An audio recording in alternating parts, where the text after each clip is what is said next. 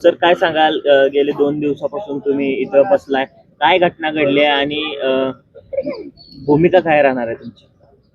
धनगर समाजाचं आराध्य दैवत अंजनगावचं खिलोबा, या खिलोबा मंदिराच्या प्रवेशद्वारावरती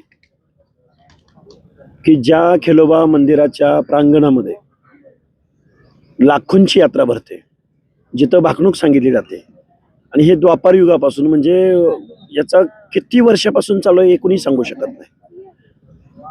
अशा तीर्थक्षेत्रावरती छत्रपती शिवाजी महाराजांचा पुतळा बेकायदेशीररित्या रात्री अपरात्री आणून त्या प्रवेशद्वारावर बसवण्याचा खोडसाळपणा काही समाजकंटकांनी केलेला आहे. जोपर्यंत प्रशासन सन्मान्य तोडगा काढून छत्रपती शिवाजी महाराजांप्रती असणारा आदर, छत्रपती शिवाजी महाराजांप्रती असणारी पवित्रता, या सगळ्या गोष्टी डोळ्यासमोर ठेवून सन्मानजनक जोपर्यंत छत्रपती शिवाजी महाराजांच्या या अश्वारूढ पुतळ्याचं स्थलांतर होत नाही तोपर्यंत हे ठिय्या आंदोलन चालू राहणार. पुढची भूमिका काय असणार आहे? आज दुसरा तिसरा दिवस आहे. फरांडे बाबा हे आंदोलन उपोषणाला अन्नत्याग सुद्धा केलाय त्यांनी. प्रशासन यामध्ये सहकार्य करते का?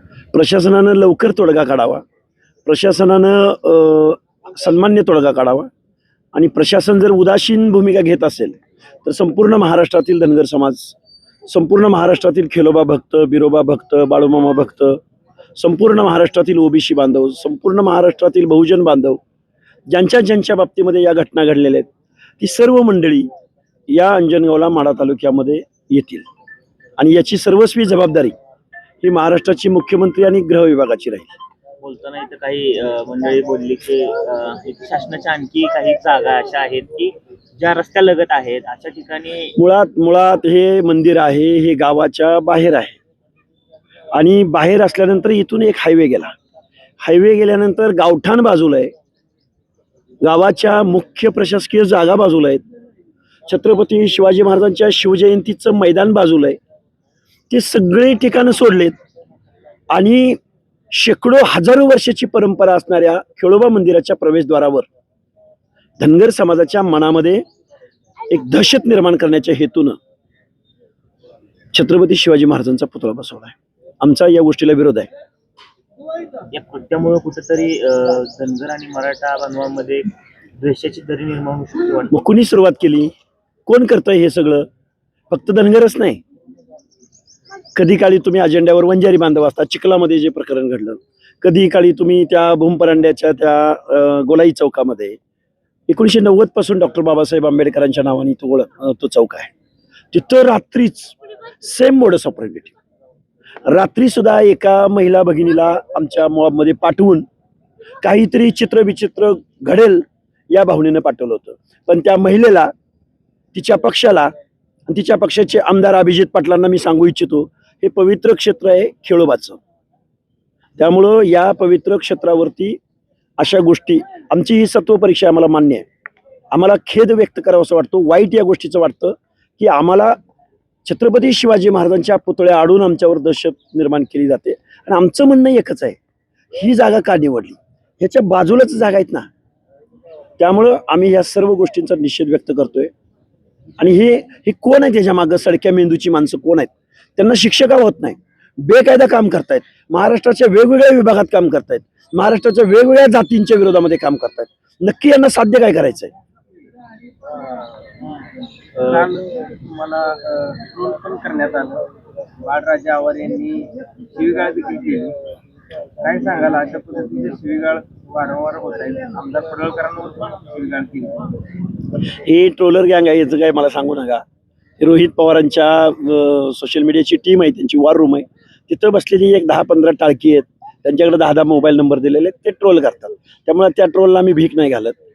पण महाराष्ट्रामध्ये बाकीच्या लोकांनी राहायचं का नाही राहायचं हे मला इथल्या आमदारांना, खासदारांना, मुख्यमंत्र्यांना, सत्ताधाऱ्यांना, विरोधकांना विचारायचं आहे. अरे आम्ही काय अल्पसंख्याक आहोत का? आमची गावं नाहीत का? आमचं मतदान नाही का? तुम्ही आमच्या अस्मितेवर आमचा इतिहास पुसून टाकायचा आहे का? ज्या अंजनगावाला खिलोबा अंजनगाव म्हणून ओळखलं जातं, अंजनगाव खिलोबा म्हणजे आमचं नाव, आमचा अस्मिता, आमचे देवधर्म तुम्हाला पुसून टाकायचेत का? खेळोबा मंदिराच्या समोर शिवतीर्थ या नावानं आता नाव दिलंय. शिवाजी महाराजांची जागा किंवा शिवाजी महाराज, बाबासाहेब आंबेडकर, प्रभू रामचंद्र किंवा हे सगळे महामानव, मातोश्री अहिल्यादेवी होळकर, अण्णाभाऊ साठे, नरवीराजा उमाजी नाईक, भगवान बाबा, संत सेवालाल, अरे हे सगळे महामानव सर्व जात समूहांचे श्रद्धास्थान आहेत. आणि या लोकशाहीमध्ये प्रत्येकाला आपल्या श्रद्धास्थानाची आराधना करण्याचा, पूजा अर्चना करण्याचा प्रत्येकाला स्वतंत्र अधिकार आहे. तुम्ही एखाद्याच्या तीर्थक्षेत्रावरती अतिक्रमण करणार असाल तर ते बेकायदा आहे, संविधान विरोधी आहे. तुम्ही एकमेकाच्या जगण्यामध्ये आड येत आहे. तुम्हाला इतरांचं अस्तित्व पुसून टाकायचं आहे. तुम्हाला इतरांचं देवधर्म मान्य नाहीत हे तुमच्या या कृतीमधून दिसून येतं.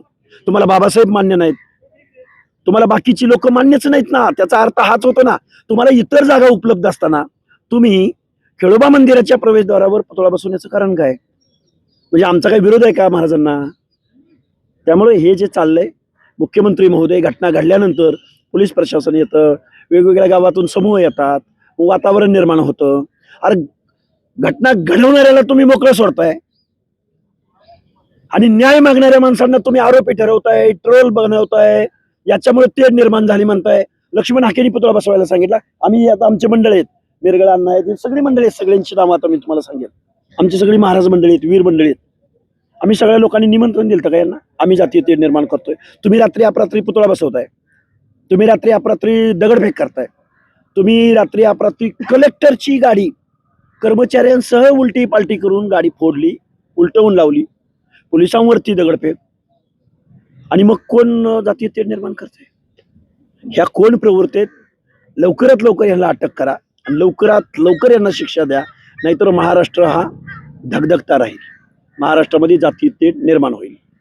काल आणखी एक आरोप केला की हे सर्व मिटत असताना लक्ष्मणराव हाके यामध्ये जातीय तेढ निर्माण करून मराठा आणि धनगर वाद घडवून आणतायत. काही धनगर समाजातील मंडळी व्हिडिओ व्हायरल. अरे कोण धनगर समाजातील कोण आहेत ते सोडून द्या त्यांना. त्याच्यावर व्यक्त होण्या इतपत पण त्याला कोण खात पण नाही. कुत्र सुद्धा, लुतू भरलेलं कुत्र सुद्धा त्यांना होंगत नाही. त्यामुळे त्यांना उत्तर द्यायला धनगर समाज म्हणजे कोण आहे इथे ये म्हणा बघायला, ते सोडून देतो विषय, ते चालत असतं. मराठवाड्यातला समाज धनगर समाज आणि पश्चिम महाराष्ट्रातला धनगर समाज यामध्ये देखील ते तफावत निर्माण करू पाहतात का? अहो सोडा हो, असे वादात. धनगर समाज हा धनगर समाज आहे.